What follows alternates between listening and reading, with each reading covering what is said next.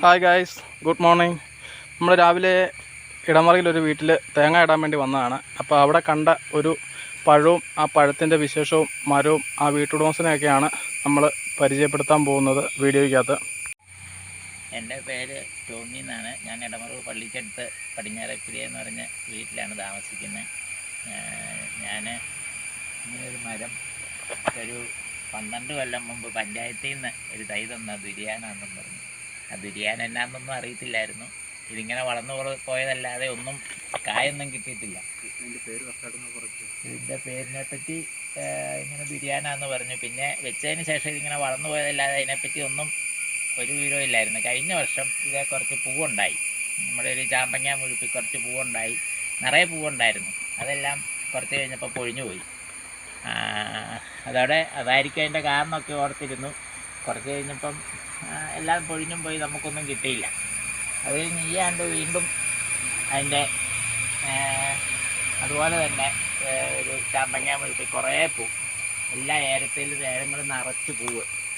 അത് ഒരു കുറച്ച് കഴിയുമ്പം പൊഴിഞ്ഞു പോകില്ലോ എന്നൊക്കെ ഓർത്തിരുന്നു. 1-2 പേരോട് ചോദിച്ചവൻ പറഞ്ഞത് അങ്ങനെയല്ല. ആ പൂവ് ഇടുന്ന് അതിന് കായാവും.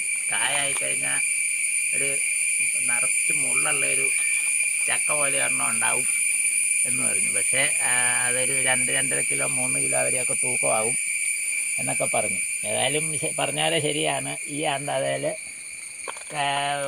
ആയിരക്കണക്കിന് പൂവുണ്ടായിരുന്നു. പൂവെല്ലാം പൊഴിഞ്ഞു പോയിട്ട്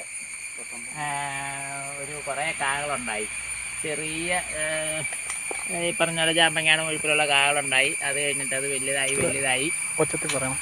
അതിനത് കുറച്ച് കഴിഞ്ഞിട്ട് അത് വലുതായി ഇപ്പം എൻ്റെ ഒരു 10-40 എണ്ണം കായ്ക്ക് പിടിച്ചു. അത് ഭയങ്കര മുള്ളാണ്. ഇപ്പോൾ ഒരാൾ ചോദിച്ചപ്പോൾ പറഞ്ഞത് വീഴാൻ തുടങ്ങിക്കഴിഞ്ഞാൽ ചോട്ടിക്കൂടെ പോയത് മേത്തോട്ട് വീണ തലയും ദേഹവും എല്ലാം തുളഞ്ഞ് പരിക്കാവും. അത് കാരണം വീഴാൻ തുടങ്ങിക്കഴിഞ്ഞാൽ പിന്നെ ചോട്ടിലോട്ട് പോയേക്കല്ലേ അത് വല്ല കമ്പും കൊണ്ടും തോണ്ടി എടുക്കാവുള്ളൂ എന്നൊക്കെ പറഞ്ഞിരുന്നു. ഏതായാലും ഞാൻ ചോട്ടിലോട്ട് വീഴാൻ തുടങ്ങിയ പിന്നെ പോയില്ല. പിന്നെ വീണ് തുടങ്ങിക്കഴിഞ്ഞപ്പോഴാണ് അതിനൊരു ഭയങ്കര മണമാണ്. ഈ മണം ആയിക്കഴിഞ്ഞപ്പോഴത്തേനും എനിക്ക് പറ്റിയത് ഇതിനെപ്പറ്റി അന്വേഷിച്ചപ്പോൾ ഇത് എടുക്കാൻ ആരും ഇല്ല. ഇതൊരു ഒത്തിരി ഉണ്ടേൽ ഒരു പിക്കപ്പയിലെങ്കിലും കിട്ടാവുന്ന 10,000 കിലോ ഉണ്ടേൽ ഇവിടെ വന്ന് കൊണ്ടുപോകുള്ളൂ. അപ്പം പിന്നെ ഇത് പൊഴിഞ്ഞു വീഴാൻ തുടങ്ങി. വീഴുമ്പോൾ ഇതിങ്ങനെ വിണ്ട് വീഴുമ്പോൾ ഒരു കുഴപ്പം എന്താണെന്ന് വെച്ച് കഴിഞ്ഞാൽ അത് അത് പിടിക്കത്തുമില്ല, ഒന്നും ചെയ്യത്തില്ല. ഇതിങ്ങനെ വീണ് കഴിയുമ്പോൾ ഇങ്ങനെ പൊളിച്ച് കഴിയുമ്പോൾ ഇങ്ങനെ പോരും. തുറന്നു പോന്നു കഴിഞ്ഞാൽ അതിൻ്റെ അകത്ത് കായുണ്ട്. അത് ചീഞ്ഞായിരിക്കുന്നത്, പുഴുവും കാണും. അത് വീണ ഉടനെ തന്നെ, വീഴുന്നതിന് മുമ്പ് തന്നെ നമ്മൾ പറിച്ച് വെച്ചിട്ട്, ഞാനിതിനെപ്പറ്റി അന്വേഷിച്ചപ്പോൾ ഇത് ചരടിട്ട് കെട്ടി വെക്കണം.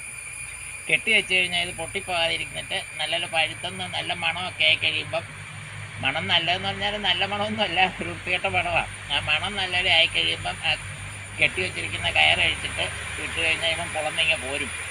നമ്മൾ ചെറിയൊരു കത്തി കൊണ്ട് വല്ലതും ഒന്ന് തിക്കി കൊടുത്താൽ മതി.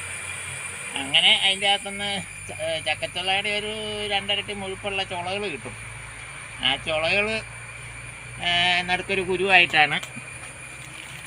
അതേൽ പിടിച്ചാൽ ഇതിപ്പം പൊഴിഞ്ഞ് വീണതായപ്പോഴത്തേനും എല്ലാം ചീഞ്ഞതാണ്. ഇത്രയും മുഴുപ്പുള്ള കായകളാണ്. അത് ഞാനൊരു പഴുക്കാത്ത ഒരെണ്ണം ഇട്ട് നോക്കി.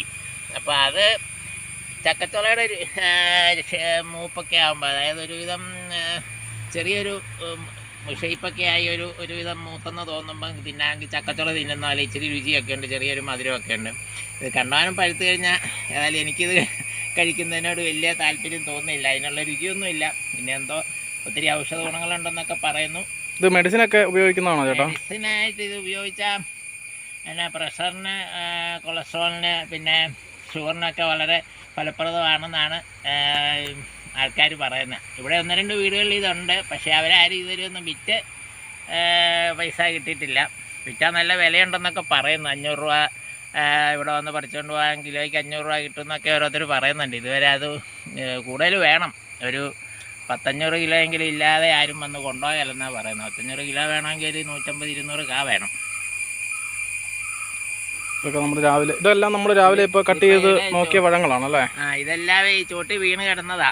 ഇത് വീണ് കിടന്നു കഴിഞ്ഞാൽ പെട്ടെന്ന് അത് വിണ്ട് കീറി അതിൻ്റെ അകത്തെല്ലാം പെട്ടെന്ന് പുഴുവാകും, നനഞ്ഞിട്ട്. ഇപ്പം മഴക്കാലമല്ല, മഴ നനഞ്ഞിട്ട് പെട്ടെന്ന് അത്. എല്ലാവരും വീഡിയോ കാണുക, ലൈക്ക് ചെയ്യുക, ഷെയർ ചെയ്യുക, സബ്സ്ക്രൈബ് ചെയ്യുക. ടാറ്റാ.